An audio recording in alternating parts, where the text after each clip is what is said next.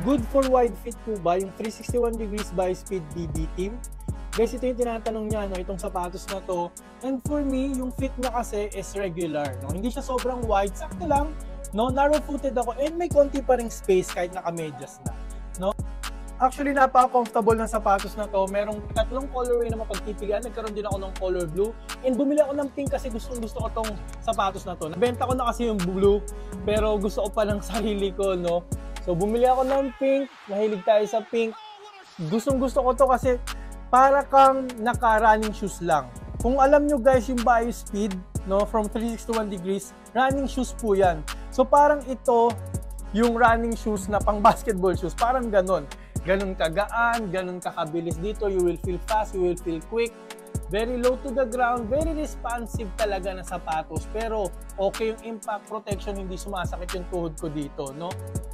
Quick foam light naman po kasi yung cushioning and pwede pa to pang outdoor. Ang laki ng grooves, anti-gas ng traction ng outdoor.